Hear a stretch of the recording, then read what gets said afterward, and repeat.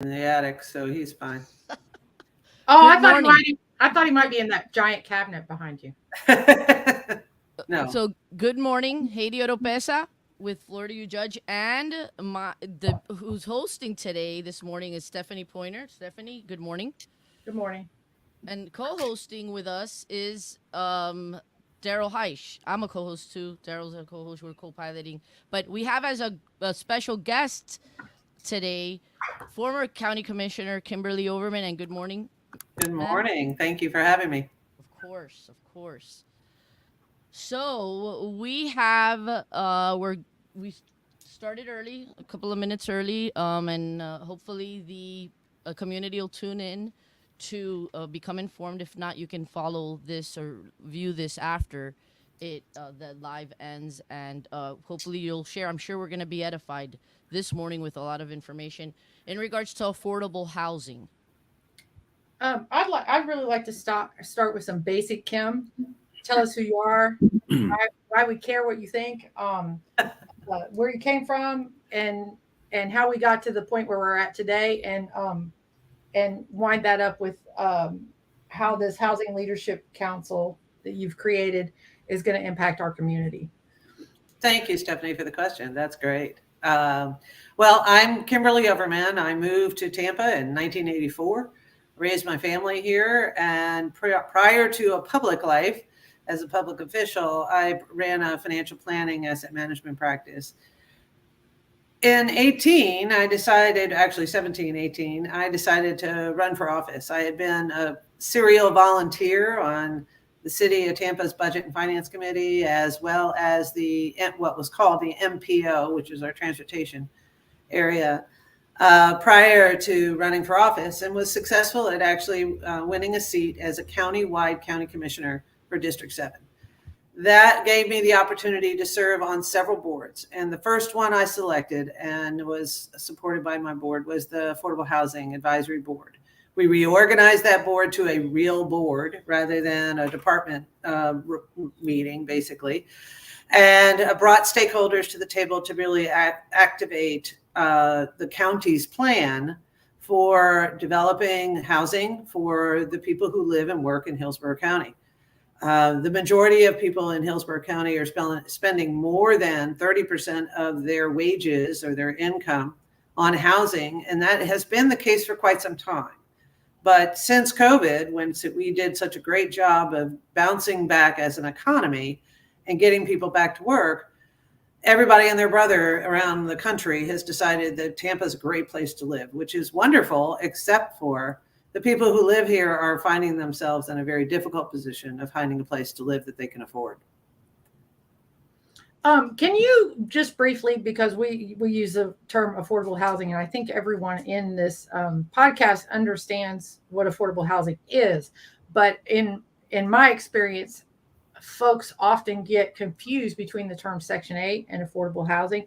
Would you take just a minute and give us some information about the difference between the two? Sure. I mean, Section 8 housing, unfortunately, it's like a bad word. People are really afraid of the word. But basically what it is individuals who make a certain amount of money, their average median income is below 100% of the average in a county, are eligible for housing assistance. And one of the programs that's funded federally is what's called housing vouchers. And Section 8 is the section of the code that allows that program to exist. So if you make less than the average median income for Hillsborough County, you're eligible for housing assistance. In other words, 80% of what's called AMI, you'll hear that term a lot. Average median income is what it stands for. If you make less than 100% or less than 120%, it's very possible that you're going to be spending well more than 30% of your income on housing, which is the benchmark for being able to actually live in a community and pay for all the other things that you have to pay for: healthcare, food, childcare, utilities, all the above. So when you have a population, especially in Hillsborough County, where you have service industry, our first responders, our administrative staffs, our medical support staffs, the folks that work in our hospitals that aren't necessarily surgeons and doctors and specialized nursing care. Those individuals frequently don't make enough to be able to afford the rents that are being charged in our area. So they're eligible to apply for housing assistance. And as a consequence of that, they can use those vouchers to apply towards their rent if they have a landlord that's willing to accept the payments, the federal payments. The challenge we have is so few landlords are actually able or willing to do so. We are, as a county, as a nation, basically, are charged with the opportunity to invest in housing that sets aside a certain number of units for individuals that have housing assistance or make a lower level of income. So the rent is tied to either 30% or 50% or 80% of the average median income in that particular area. But that takes money. There's nothing that's free. Right. And so the county has used its dock stamp that it gets from the state as part of the Sadowski Trust, as well as the federal money it gets to help build housing. And frequently that is multifamily housing. It's rental properties. It doesn't help build home ownership oftentimes, but it can. But largely what we did is we created what's called a Hope Trust. Thanks to the organization Hope, they had been hammering on the county administration and leaders to create a special trust to supplement the building of units. And so when I got elected in 19, we established the Hope Trust, and we made a commitment to fund that $10 million specifically for building housing units. And unfortunately, this year, the new county commission does not understand county finance or budgeting, and decided to sweep that trust allocation for this year by about 80%. And so that has really caused a real squeeze on the resources available to create more units when we are in a serious housing crisis. And it takes 2 to 3 years to invest in properties to be able to build additional units. And to hamstring it now is really a bad policy move. Heidi, do you have that video clip? I do. And what I wanted to ask, because again, thank you for coming on to school us all. But I did catch I believe it was done on September 21st. It was called the budget presentation where there was public speakers. The community came and they had. Okay, and I'm sure you've seen that. I was there. Oh, okay. There you go. I didn't see you, but in the audience. But I mean, I trust you. You're telling me. I had to hide in the back so I wouldn't aggravate the current commissioner. Okay. I saw someone in the audience that the recent headlines say that he's probably going to run. Former city councilman Joe Citro. He was right there in the middle. Yeah. So, okay. This is what I had a question about. Who was newly elected, Wastel. He went on for a couple of minutes asking the gentleman at the dais, I don't know what role he plays, the individual that was answering questions about the budget. Kevin Brickey is the manager of the financial budget for the county, and he was doing the presentation on the budget. And that was the second hearing for the county to approve its overall budget. And so they had an opportunity to reconcile minor changes that should have been made or not changed during that hearing. Okay, so let me see if I can cue this up real quickly. And this would be on 225.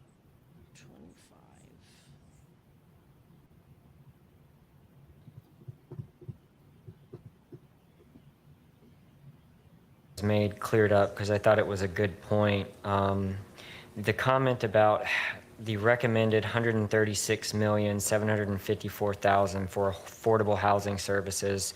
I heard one of the speakers confused about which number is it, and if they could just clarify what that $136 million number is representing for the speaker, I think that would be helpful as well. As So I said earlier. $136 million Hold on, is give the me budget a as a moment whole, to stop this. and that would Because then he goes on to say, ask him a question, Mr. Brick. You said that's what his name is.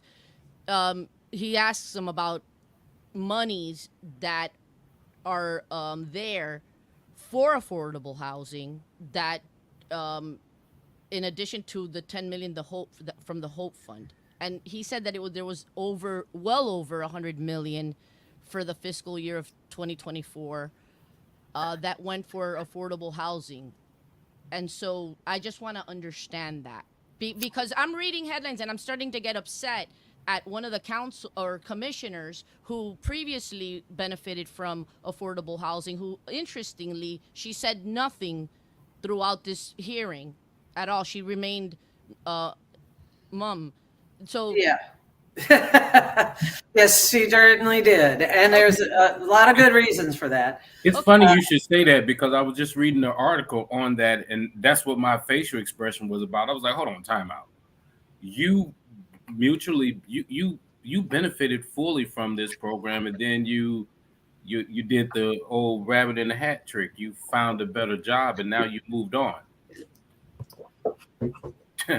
yeah, so that incensed me, but again, you're here to school us, and for those who we're gonna comment on this morning, Wastel, whomever, if you want to come back in the future to react or to be able to respond to whatever we may say here this morning, you're welcome to do so. But I want to know about what they talked about during this portion of this meeting, where he's saying there's 136 million thereabouts, or well over 100 million that will go to affordable housing. So in essence, he's trying to basically say you all are making it seem that we're the bad guys for wanting to reallocate HOPE monies for things that our constituents are asking us for sidewalks, roads, public safety.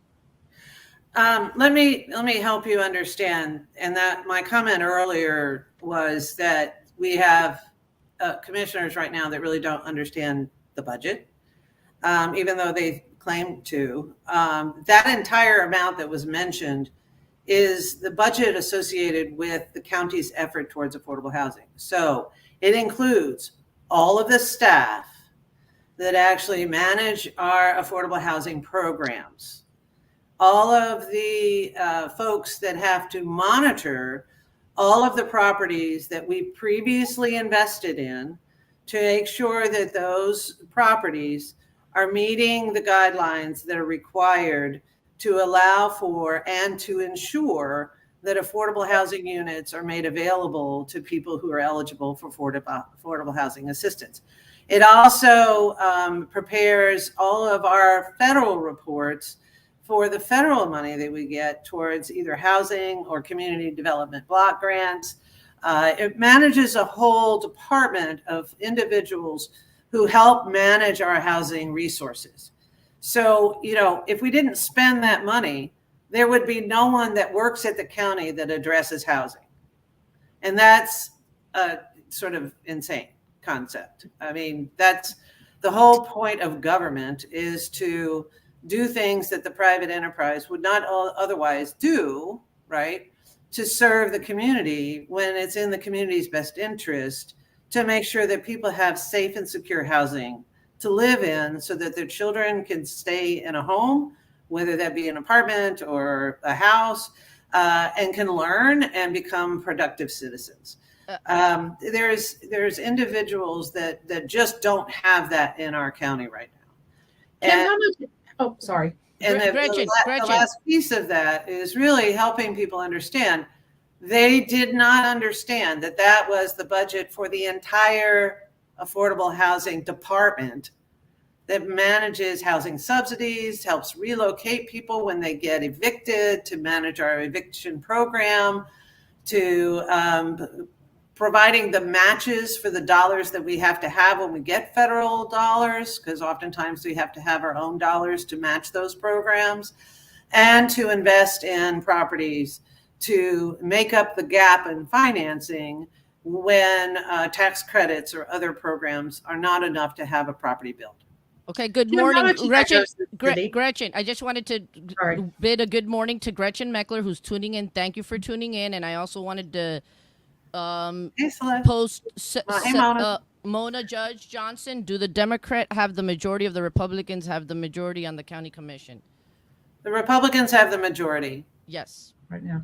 Kim, how much of that housing money goes to the city? It's going to be offloaded to the city. I know that the county's a conduit in many cases from Right. the state Right. and federal funds to the city. Right. So even though we say, oh, this is $139 million, I know that there's a lot of it that's controlled by what's done within the city and not done outside of the county, in other parts of the unincorporated county. County is the conduit for the Sadowski funds that are managed by the state. And last year, I would suggest that Hillsborough County was due to receive about $15 million in housing dollars from the Sadowski Trust to assist in developing housing. And of that 15 million, about 4 or maybe 5 went to the city. Okay. So, for what we get from the state for building housing, we end up with about 11. And that was part of the reason why the Hope Trust was created, because there's not a lot you can do with, $11 million, believe it or not. It takes, $200 or $300 million to build a 300 unit apartment complex. It's a lot of money.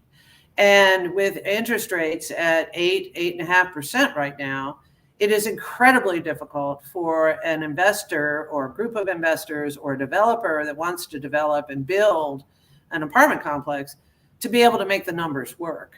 And part of the reason why the county has these dollars and the state has these dollars is to help fill in the gap and to make sure that those housing subsidies provide the rent assistance for those units that are allocated for individuals that qualify for affordable housing.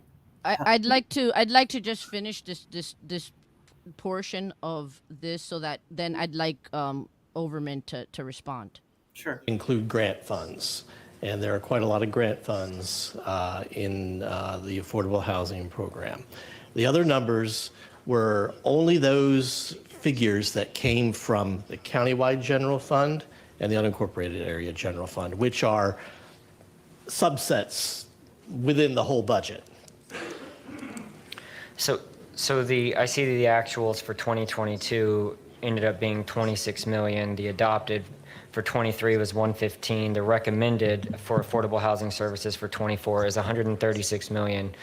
But that's not actually how much money that Hillsborough County is going to get for affordable housing services, is it? There are a number of grants that straddle. There are federal grants, state grants, mainly federal grants that straddle fiscal years. So there is carry forward, and there's also carry forward in the Hope Fund as well. So I think that's primarily what's going there.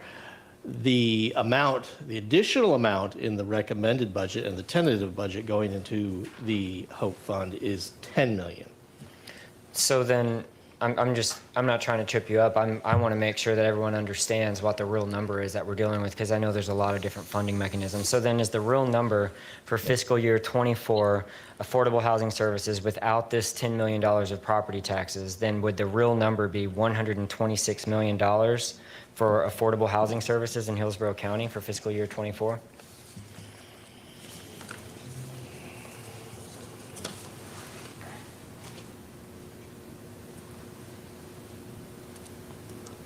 The total budget, affordable housing budget across all funds, all types of funds, 147. 10 of that is the additional 10 million. Okay, so we're doing really well then. We're well over $100 million for affordable housing services in Hillsborough County In the right now. FY24 In budget. fiscal year 24. I just want to make sure that the public is crystal clear about that. And I truly and deeply appreciate everybody coming here tonight. I think that we all agree and understand that the inflation that has occurred from the federal. Okay, I'm going to stop it there because we are pressed for time, and my colleague and fellow co-host is saying she needs to jump in and ask a bunch of questions. I'm only gonna ask this one because I want to understand this, and let me remove this. Let me give you some perspective here. Let me give you No, some. no, I know, but let me preface it with the question, and then you Okay. can please school me and educate me. And I invite the public that's interested in this issue, which is a very important issue, to go ahead and look at that. It's on YouTube, Hillsborough County Commission. Their prior meetings are all there, archived. I want to know, when he's talking about that number, you just said, and I heard you, Ms. Overman, you said that a lot of that goes to administrative costs for the people that oversee, prepare the federal reports, or the ones that oversee that the guidelines are being met, all of that. How much of that 136 or whatever it is, the number that is going to go into to next year, the fiscal year, how much of that goes to affordable housing without the 10 million from the Hope Fund? Towards the building of affordable housing? Is that your question? Well, so when you say affordable housing, well, the needs that are necessary that you all are advocating for, the 10 million from the Hope Fund, whatever. Okay. Yeah. And I'll be able to address that issue. Here's and I'll use an equivalent. We have a water department. We have a sewer department. We have, solid waste department. We have departments within the county that all manage the resources and the services that are provided to the county. Each one of those departments has a budget. What he's describing in this is the overall budget for those departments. Within those departments, there are funds that are able to create the housing. So we get, as I mentioned, $11 million from the state. We set aside as a promise to the Hope Organization and to the public, the Hope Trust funds, with a promise to allocate out of the general budget $10 million. So we would have had, on a normal sort of the monies that were available from the state and from the county, we would have $21 million available to actually build units and make housing units available, funding available for building those units. In addition to that, the county, as Mr. Bricky mentioned, applies for a variety of federal grants for housing. But those monies have to be spent on very specific things. Okay. So they're not available to cover staff. They're not available to cover monitoring all of the projects that we already have had built over the last 25 years. They don't pay for some of the basic services and coordinating services with other departments like social services and with the city, and with community development resources such as community centers that are built in the areas. Those are CDBG funds. They are specifically used, but they're all part of the housing department when it comes to the services that are provided to the county. They've all fall under that category. So, but in all reality, we get approximately 11 million from the state and 10 million that we had made a commitment to supplement that. And that's an annual allocation. What Bricky mentioned was that it takes, as I mentioned, 3 or 4 years to build a project. And so there was carryover that was coming over from last year's commitment to build that project that didn't get spent all the way yet because the project's not complete, gets carried over. So you have to count that money too. And so there wasn't 137 million beyond the 10 million that they decided they needed to not use. There was, and when they swept it by 80%, $2 million isn't going to do diddly, literally. And there's just not much you can do with $2 million. And in addition to that, there is not a commitment to housing. And because it takes a long-term planning for financing these kinds of deals, it has really created a hiccup in the production of housing in our community. Exactly. Okay, so that was one of the big issues with the budget in the city was, in order for them to bond, they had to have a long-term commitment to at least, I think it was 5 million a year. So I can see that you have to have that commitment year over year in order to continue to move forward. Once you pull that money out of the hat, then it becomes a hat that's not full anymore. But if you don't have that long-term commitment, then you can't receive bonds, which are part of the way that they finance affordable housing. Exactly. These are 30-year commitments, at least. And so when we set aside a piece of property that is part of the community land trust, that's for perpetuity. So that property does not generate revenue. That's counted as an expense in the budget. So it doesn't create stuff. It actually allows things to exist. We have about 5 minutes left, and I have No. We're gonna go in a little bit longer. Oh, okay. It is what Oh, I yeah, told you. yeah. Things like that happen. I Okay. like to keep it Well, to 30 minutes, but that's this is fine. a conversation That's that fine, but I still have two things that for sure. Let's go ahead. our affordable Mona, housing friends really like to know about. You want to talk about Mona for just a second? Yep. Yeah, I think Mona's question is a very valid question, because when you look at the budget that they did break out, why is it that they're being paid out of this specific budget? I think that's a very solid question, and I kind of had that written down as well. No, it's a good question. And honestly, the county staff is not paid out of the Hope Trust dollars. The Hope Trust dollars is specifically allocated for creating units. So if there may be some staff time that's allocated towards coordinating the plan for that property or the planning for that property, but very little of it goes towards actually staff. The other monies that they were talking about, those monies are a combination of creating units, of housing subsidies, of monitoring properties that already exist. So the Hope Trust, the beauty of the Hope Trust was to not have it come out of staff dollars, not come out of or use it for staff salaries. It was for creating units. And clearly the commissioners did not understand that. Well, I have another follow-up question. If I had this written down earlier, it looked like to me that what I would be looking at relative to them cutting that money, I'd be looking at who are the contractors and who are they going to be utilizing to do the roads and the sidewalks. Because at the end of the day, you start following the rabbit trail, you find out that whoever that is has an influence on why the money just got, because you don't just wake up and say, let's just slice $8 million out of something, unless there's an undue influence from the entity who's going to ultimately benefit from that $8 million. Well, So the majority of the board that came in, yes, the majority of the board that came in has an undue influence on having to figure out how they can actually pay for transportation when they fought against setting aside dollars, specifically in our tax dollars, that 60% of it come from tourists and other people to come visit here, when they actually advertised or advocated against the surtax. And actually, Wustel, who is sitting in the seat I used to sit in, actively went out and said that it was a bad plan.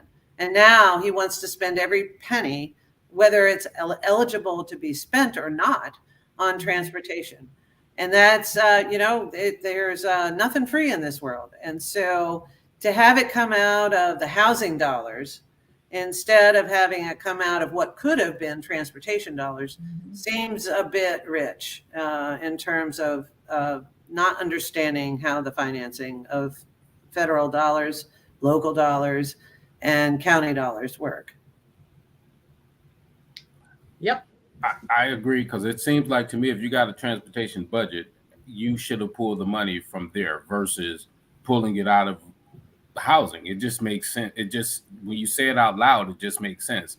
And the other thing, they could have taken it out of reserves, right? They could have had those sidewalks come out of the monies they had set aside to increase the reserve bucket. So the money was there. They could have left the Hope Trust alone. And then the additional money they wanted for Commissioner Hagan's district sidewalks, which is really what that was all about, could have come out of the allocation that they had set aside for increasing the reserves that the county keeps, because they are within the margin of where they needed to be with or without that contribution. But they didn't. They politically chose. Why do you think they didn't do that? They politically chose to crucify affordable housing because they do not believe that affordable housing is a public good or necessity. Okay. Well, it's because Owen, when he began to speak, said that his constituents, or the constituents of those districts that where these new commissioners were elected, that's part of the reason why they were elected. No, they were Well, elected. that's what he said. That's what he Right? said. Am I right? I know. That's what he said. I kind of chuckled when he said it. I was like, he's clueless reasoning. Let's get back to our affordable housing house, please. Sure. We could talk about this all day, and I have some very, very poignant points to make. But bottom line is, I want to get back to affordable housing and focus on. I had two big questions, and Kim, you can pick which one you want to address next. You have started the Housing Leadership Council of Tampa Bay, and folks would like to know more about that. I have a couple follow-on questions to that. Or the other big question du jour from my affordable housing loving friends is about parking for affordable housing, and that seems to be we can go from one end of the spectrum to the other on how people feel about parking when it comes to affordable housing, because there's been some proposals to get rid of parking minimums for affordable housing. And the very next question out of somebody's mouth is, why are we only doing that to people who can't afford it? So which one would you like to talk about first? Actually, I can cover both of them. Okay. So this year we formed what's called the Housing Leadership Council of Tampa Bay, and that's largely to address many of these issues. One, a goal of creating more units, as many as possible, but two, to address policy decisions that actually either help or hurt the development of housing available for our community. And we're doing both affordable housing and workforce housing focus to make sure that people in our community have the opportunity to have somewhere to live and work near where they live, if possible. The challenge we have with the zoning associated with affordable housing or greater density and waiving parking requirements is largely due to the fact that we haven't invested in our transportation resources and have any other way besides using a car to get where we need to go. So they are intertwined. But I will say this, there are opportunities for reducing parking minimums, but it needs to be done very carefully in places where walkability is possible and where transit is available. And so one of the things that I did while I was in office was make sure that when we did offer an opportunity to reduce parking requirements, that there were it was in area where transit was available, where you could either catch a bus or there was enough road support to help people get around without necessarily creating a great deal of congestion. And that is the challenge. Unfortunately, Florida has been car-centric focused on all of its policies for decades. And centuries actually, but decades specifically. And that has created an enormous challenge for individuals that, for example, that have lived in other cities where all they have to do is walk around the corner and catch a bus or catch a train or a commuter train or something. So they have an opportunity to not have to own a car and they can still make their lives work. And that's very difficult to do here in this region because we have none of that support, really. Hard struggling, but it's trying, but there's still not enough frequency to allow people to allow transit to really work in their lives. So how would you propose to address that issue with the folks who are saying we're okay with getting rid of parking minimums versus not getting rid of them? I know my disposition on it, but it's a cart and a horse thing. It really is a cart and a horse thing. When people realize that they don't have anywhere to park their car, they will start looking for other alternatives to get around. Unfortunately, that means, for the decade it takes for people to change their ways, or the decades or two that it takes for us to actually move forward, transit alternatives or walkable communities. That pain point in between is really challenging. And I don't blame it. I live in a community where We have historically waived parking requirements. And I will tell you, the folks that live on the backside of a block of a restaurant that got their parking requirements waived are miserable and throwing fits and, getting into fights on the sidewalks because people are parking all over their yards. Well, one, that shouldn't happen. People should be more polite than that and respect people's property. But also, using alternative ways to get to places is critically important to that solution. A parking lot itself underneath a building can cost anywhere from $5 to $10 million, and add that to a project cost. So finding ways to actually look at better ways to build communities is a critically important part of our overall planning, whether it be in the city or in the county. Okay. Do you want to, I've got a couple different questions here about your new board. The purpose of the board, what kind of direct impact do you want to see happen towards affordable housing? And will they be building or just working, making things happen to get the right people in the right seats on the bus? So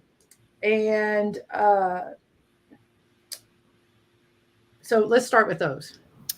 The Housing Council will have a series of program-related teams that are made up of builders, developers, land use folks, planners, that will be focusing on creating units. So bringing them together to really problem solve and to have conversations on how to address resources is going to be important. Another team is going to be focusing on those resources: capital funding, financial, institution funding, nonprofit funding, whether that be foundations or community foundations or community land trusts, the different ways that you can finance the building of units. There will be another team that will be focusing on home access. So they will be focusing on down payment assistance training, financial literacy, coordinating down payment information on down payment assistance programs among all the different financial institutions and government entities that provide help, as well as tenant and landlord issues, helping tenants understand how to be great tenants, landlords how to be great landlords, and what the benefits are of the various different housing programs out there that can help both of those entities win. And then the last team, it will really be focused on policy and capacity building for affordable housing development, as well as workforce housing development. One of those capital folks could actually be employers that need housing for their employees. I'll give you an example, and this is not really to pick on Tampa General as an employer, but to give an example, Tampa General has a large number of employees that make, median income or lower that can't afford to live anywhere near the hospital. MacDill Air Force has a great number of folks that work on the base that can't afford to live anywhere near the base, which creates a security risk to our country because of the importance of MacDill Air Force Base. We have a problem, and the council's goal is to bring folks together to really have a cohesive, independent conversation and then have everybody work together to create additional units for the folks that live here. So, Okay. Stephanie, can I interject for a moment? Sure, absolutely. After listening to all of the things that the Housing Leadership Council of Tampa Bay is offering, I missed one thing that I think that we keep overshadowing. I think we're looking at the iceberg and not realizing what's taking place up under the water, the things that we can't see. And I'm looking at an article that was written by Bloomberg back in August of 2019. And this article speaks specifically about, it's called the double whammy, housing and income inequality. And what I hear, or what I didn't hear, was nothing relative to addressing the income faucet of what's happening. Because when you look at the word affordability, you have to look at how do you afford something. You have to look at, okay, who's getting paid what What is the salaries looking like for these individuals who cannot get paid? I think here in Tampa, the average median income in 2020 was $30,675. We need to begin addressing those who hold the keys to hiring and employing these individuals. When I look at the community that I serve and the individuals who are, who make that low dollar amount, they're coming out of college, they're coming out of universities, and they're coming out with the same degree and the same thing, but the pay equality isn't there. So when you say I'm not getting paid right, then I can't afford the right thing. And I think that I didn't hear the leadership council addressing that. I think you really need to probably throw a large monkey wrench into the play to really start looking at who's paying who and what are they paying them and why are they paying them so less. Right. And we, in some respects, the research that we follow and are in the process of developing is addressing the issue of people that are absolutely essential to our economy. Now, let's talk about childcare workers. Childcare workers really don't make very much money at all. And yet, when we lost 50% of our childcare workers or facilities during COVID, because they weren't either willing to have them in their homes any longer because they were small mom and pop outfits, or the risk of COVID scared a lot of the folks that were elderly, oftentimes, not ancient elderly, but older in years, who had the flexibility of actually providing childcare services that don't pay a lot. We lost so much inventory when it came to childcare. It became readily obvious that the pay scales for that essential service were not in line with the absolute need for those services. And that work is being done with our partners, folks that do research as well as support, like the United Way Suncoast, like the Tampa Bay Partnership. They're doing the research for that. Advocating for higher wages is not something the council can do specifically to make the biggest difference, other than to point out that employers need to come to the table, because if they aren't going to raise wages, then they're going to have to actually provide some kind of support for those employees in order to keep them. And we're starting to see that. We are starting to see that to some degree. Wages have come up. We are working towards that $15 an hour, which is still not a livable wage, especially when the Suncoast United Way came out with a research study recently that showed that if you a household didn't have approximately $88,000, they couldn't afford to live in Hillsborough County and have only 30% of their income go towards housing. And that's a lot of people in Hillsborough County that are under that threshold, that are really struggling trying to make things work. So we can continue to advocate along with our partners, the Urban League, as well as Florida Rising, who are part of our groups, the various different groups that actually work on income conversations and wages. And then, like I said, we're going to work with employers as part of that capital resource to see if they would be willing to actually invest in housing, if they are locality based, to be able to create housing for the people that work for them in order to help them be able to afford where they need to live. And I have, I read that you have a background in agriculture, which I thought was interesting, economic agriculture. But one of the questions that came from one of my affordable housing friends was looking at, and I thought it was interesting because I think it was Commissioner Owen made a comment about some housing that is being built that never would have been approved now. And the difference between urban and rural, and how to afford affordable housing without losing our rural communities and without losing our agricultural lands, and how those two things collide and how we can make them work together. Right. And I will tell you this, in his district, one of the parts of his district, specifically around the Wimauma area, part of Riverview, has the lowest AMI, or average median income, in the county. Yes. So where the average median income in the county might be around $51,000, $53,000, something like that a year, in that area, it's close to 30. Mhm. It's really significantly low.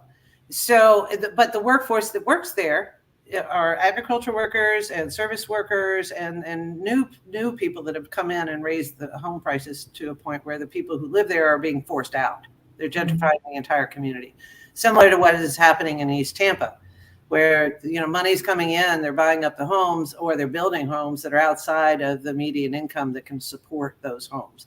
So it gentrifies a community, and that forces the people who live there to disperse to other places. That is not constructive. It absolutely is not. And what Owen was mentioning was the most recent legislation passed by the legislature that's called the Live Local Act, that actually overrides the local decision to push back on properties development that would allow for additional density and allow for the requirement of affordable housing. Since there is a bit of a bias, as we talked earlier, Section 8, it's a bad word. And people are they think that's going to reduce their property values. That is absolutely false. Right. I agree. I completely agree. We have value.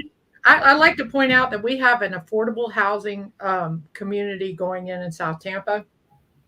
And what I think is hilarious about it is they have built thousands and thousands of luxury apartments down here. But the affordable housing that they are currently building is all block. It's the only one that I've seen that's all block. And I'm like, those folks are going to be sweet once this thing gets built.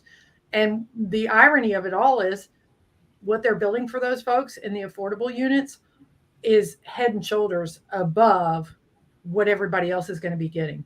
Well, and they want to make sure that they're making a good investment, right? Mm-hmm. Something that's going to last, because affordable housing properties, need to last at least 30 years or at least 45 years.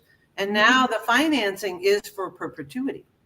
So they are required to maintain those affordable housing units. So they need to build quality, and you'll find the standards are being met when an affordable housing project is being built. It's being built right.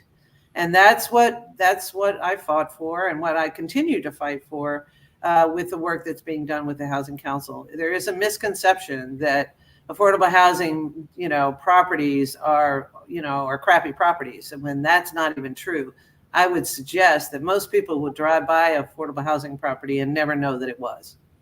But don't we still kicking the can down the road? I got to call the big elephant. We can't keep using affordability. And when we look at, okay, you're going to be building these homes and they're over in South Tampa, and now we're talking about the people down in Waimama and them being able to afford what is going to be. Somebody has to stand up real tall and step off into someone's psyche and say, pay the people. You got, and until you do that, let's say, for instance, those houses that are being built in South Tampa.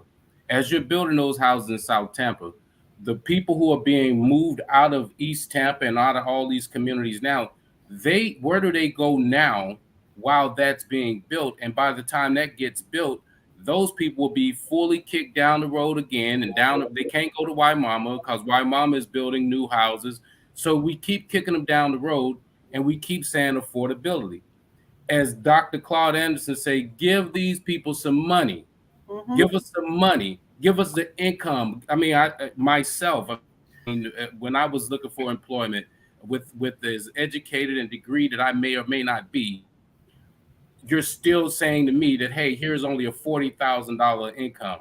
So we really need, if you stop giving people with degrees and people who are smart enough and have all the talent, skills, gifts, and ability, if you pay them the same thing as you're paying the counterpart, we won't have to worry about affordability because they will be able to afford it. That's where we need to focus our energy. And I think that one day, in 10 years, when all of this become declassified, they're going to come around and say, hey, guess what? We tricked America and made them think we had an affordability problem, when in reality, we have an income problem. And we had them looking down the wrong road all this time so that we can get that far ahead. And that's what people that look like me, black folk, that's what we have found to be the rabbit, the banana in the tailpipe for so long. And until we start really stop looking at this affordability, look at income. You can get enough money put in a person's hand if you pay them properly, and they can buy their homes. They can build their homes, and they'll never move. But if you keep giving them $30,000 a year, $40,000 a year, and they're graduating from USF and they're going out getting hired at $50,000 and $40,000, and you already know that that's not enough. But then the counterpart gets paid 75 to 95,000, and they're able to go and do all these great things. We're looking at this thing bass backwards. I mean, I've been saying this for the longest, that I think we're looking at this thing bass backwards. And I agree. Hey, I'm not going I to don't argue disagree with you They're either. all tied together. I mean, it's all tied together. Just like in Tampa, 23% of our income in the city of Tampa is set. It has to be set aside for transportation. That is a ridiculous amount, considering that in most of the country it's only 9%. Right. So but what comes, like Kim said, what comes first? Cart You know, horse. cart horse, and I mean, all of those issues are huge issues. And how do we fix them?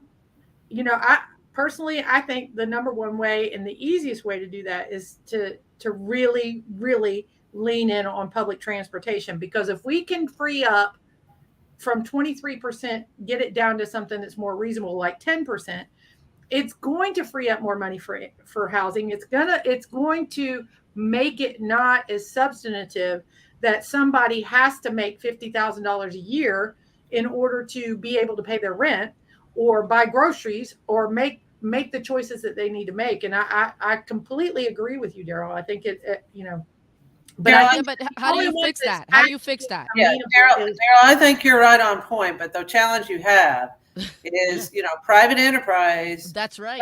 Pretty much lost their minds when we started fighting for 15. The fight for 15 was a fight. I did fight, and in order to be able to get at least $15 an hour, which is the equivalent of $30,000 a year in wages, that's still not livable wage in Hillsborough County. It might be in rural communities way out in the middle of nowhere where you don't have a whole lot of expenses and you don't need to go anywhere. But in an urban environment, especially here in Florida, anywhere in Florida, pretty much anymore, that's just not a livable wage. You have to have another person. And that's part of the reason why shared housing is becoming more common. It's why kids aren't moving out of their households or they're moving back into their households. It's why college students, the biggest expense for going to college right now is not tuition and books. It's housing. Yep. Okay. Shouldn't we start teaching kids also? It's part of the school system budgeting. Yeah, sure. But okay, that question keeps coming up as well, Haiti. And when you say teaching the kids financial and stuff like that, well, you got to think, who's going to do it? Because the teachers are struggling financially and the parents are at work all day, all night. And when they come home, they have to try to figure out how to teach the kids this. So what I would say is, when you ask me what's the solution, is you put more pressure on these corporations that are coming into Tampa, these companies who's hanging these cranes up all over Tampa that's building up. You stop giving them the subsidies. You stop giving them the tax incentives. You stop giving them the things that you're giving them so that they can come here, and tell them you start hiring people at the right wage. At least the people who we got document, we got statistics to show who's getting paid what. The Economic Development Council on their scorecard, it shows who's getting paid what. So now you say, until you target these people and start paying them the proper salary, we're not going to give you the subsidies to build them out. I know, Daryl, but listen, here's the thing. Of course, I'm for a livable wage, okay? And hopefully, employers, like Overman said, you can't tell the private sector what it is that they're going to pay their workers. But as part of a curriculum, kids should be taught how to budget.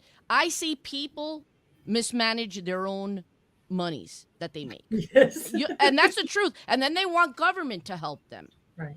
But we need to learn how to, and then you want to do a GoFundMe because you didn't budget properly and you start spending monies on things that you don't really need, is what I'm saying. Haiti, stop right now. Stop right now, because the entire city of Tampa has operated on that program for years. They didn't do a very good job at their budgeting, and then they asked everybody And then else. you came along. Yeah. And I was actually raising those flags when I was on the Budget and Finance Committee too. Right. But I will say this: some financial literacy is taught in the schools, and it really is how to balance a checkbook, how to open a bank account. It's not about how to develop a budget and what real things cost until you have the privilege of doing, the junior achievement course that you do when you're in 7th and 8th grade. Well, you've developed spending habits. I have a 9-year-old who's in 3rd grade right now, and teaching him that he doesn't spend every penny he gets in either allowance or birthday money or the tooth fairy or whatever. It is burning a hole in his pocket. That's right. He is taught from the moment he sees a commercial on TV that you got to go out and spend your money on whatever that is. That's it. Okay. And we live in a society in the United States specifically where we are a consumer, population. So mitigating that is tough. It's not impossible though. And we have to start before 8th grade, or whenever they go to junior achievement. And it's only certain schools go, which also I find that inequity is ridiculous. I was asked while I was a commissioner to expand access to the junior achievement course to other schools. And I'm like, okay, why aren't they in all the schools? And they were like, well, we're just going to pick these schools. And what I realized is those were schools in more affluent areas than not. And I'm like, no, it's just the opposite of who needs to go there. Exactly. Let's make sure, we're targeting schools in lower income average neighborhoods or kids that go to those schools because they're bused. Where those schools where we have children that are in a lower level of income so that they have the tools to be able to figure out how to make the most of what they have. And it didn't fly. But those are the things that we do as policy, or things that we can work on as policy to shine a light on to try and change and address what Daryl's asking to have happen.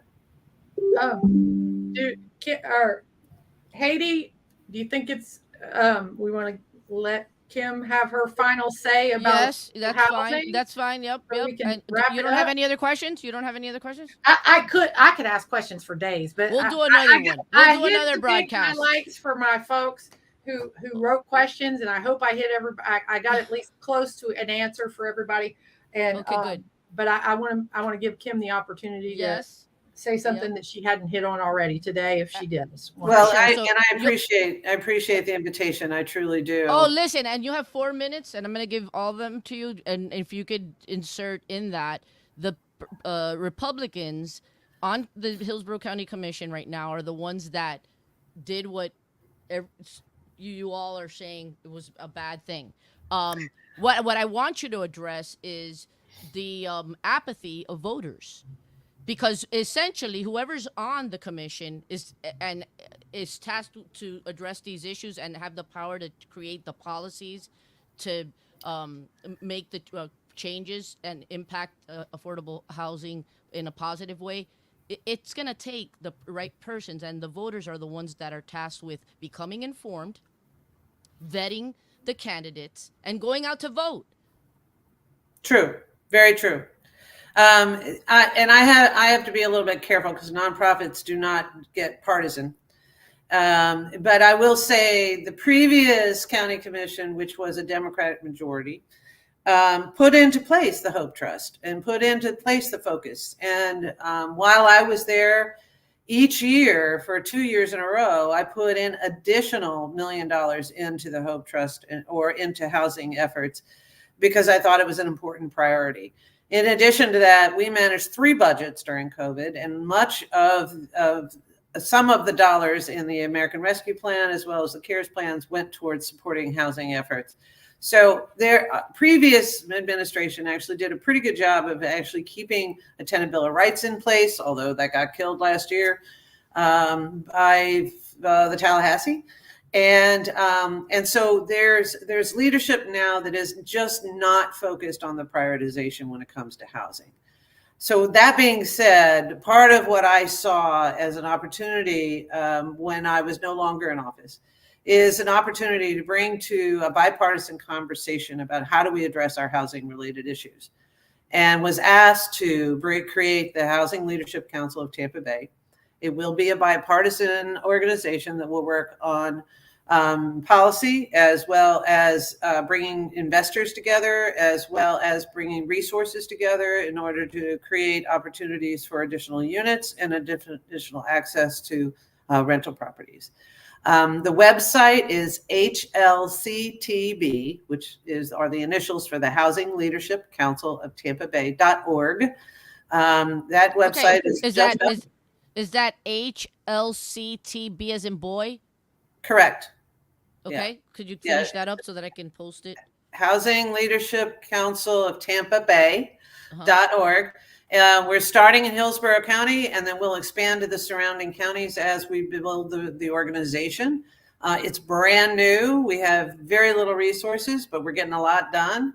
We've got a meeting on Monday, bringing together all of the community partners that have been previously working on this issue on Monday at the Children's Board from 9 to 3:30. To really work on building the leadership teams that are described on the website, and asking people to join the organization as well as join the teams so that we can get a lot of work done in 2023 and 2024. So I'm really proud of the progress we've made just in the last 6 months. And I'm looking forward to having a very strong organization that is focused on bringing everyone together to focus on creating additional units for Hillsborough County. There you go. There it is. That took forever to build. I am not a web designer. Okay, so yeah, because it's there. I wanted to share that. I posted the HLCTB.org. That's the website. And it really only costs $100 to join, to be a member. And when you join, you pick out which leadership team you want to work on based on your skill sets and your desire to get involved. There's also organizational memberships that's available to help us raise resources to be able to operate this organization. And then we have a news blog that we post various different articles that relate to housing in our region. And then we also have, and that's where you'll find the information about Monday's meeting as well. And then we also have a series of events. On the events page, you'll see various different meetings that are related to housing, whether it be our meetings or the Florida Housing Coalition's meetings or the Tampa Housing Authority's meetings, or any meetings that we are made aware of that have to do with housing. We'll put on our calendars so that information gets out there. This is to the partnership membership page that talks about the various different levels of membership that you can consider. An individual, there's an individual partnership, and there's a low to moderate income, the student partnership, as well as organizational partnerships that are available for organizations that wish to join as an organization and have 2 or 3 people from their organization that work on this.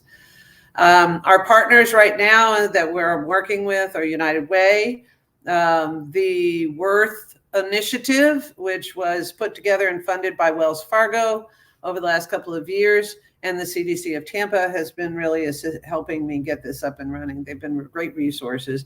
And then if you go down a little bit further, that Worth Initiative actually has the plan and the strategy that we'll be talking about on Monday. So if you want to learn more about that initiative, which set the platform for this council, there's links there for learning more and actually reading the entire plan. So there's good information here. We have a very small board at the moment, and we have invitations to join the board outstanding. And so if you and your organization are interested in actually serving on the board, you can email us and we can send you an application. We'll be adding board members in the end of November, and then again in January. All right. Well, we went a little. Are you muted, Stephanie? I can't hear you. Yes, I'm sorry, I was. Thank you, Kim, so much for I personally enjoyed it very much. I've learned a lot about what we can do with affordable housing, and I'm very excited about the the new the Housing Leadership Council. I'm excited about it. But there's a lot of letters in there for me. So I really do appreciate you coming out today, and thank you for all you do for our city and our county. And I look forward to seeing great things out of the HLCTB.org. Housing Ooh, Leader. Lord, I'm going to need a nap to learn that. Okay, well, thank you. Have a good day. Thank wait. you. So Wait. Daryl, do you want to plug the chamber? Well, I mean, hey, I always take an opportunity to talk about the chamber. Hey, you know, we are Real quickly, just Hillsborough, plug it. So Yeah. where can people find out more about it? Hillsborough County Black Chamber of Commerce. You can find out more about us on Great chamber. hillsboroughblackchamber.org. Check us Great out. chamber. You'll see the things that we're doing. Yep. Could you go a little bit slower for me here so that I can post that, please? Okay. I'm like a person of a bunch of hats this morning. Hillsborough, Yeah. hillsboroughblackchamber.org is our website. We would love to have you all support our holiday extravaganza that we have coming up on December the 9th. Please Is come that out. correct? hillsboroughblackchamber.org. That is 100% correct. Come check us out. We hit 105 members. We started in March, and in June we started accepting members. So from June to date, we're at 105 members. So we're moving pretty fast. We love to have you guys participate. You said it's .org. We look Do you forward guys to your have a partner. website? Do you have a website up? Yeah, that's it right there. You got it right there. hillsboroughblackchamber.org.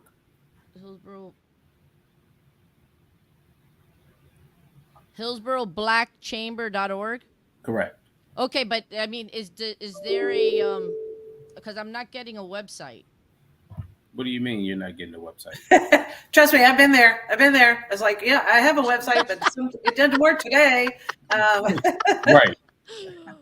So this is what I'm whatever. Okay, so We can certainly add it to your Facebook page, Haiti, or the Florida You Judge that's fine. Facebook Yeah, we'll page, do and that. then we can add it. We can add it to as a link on the YouTube. Okay.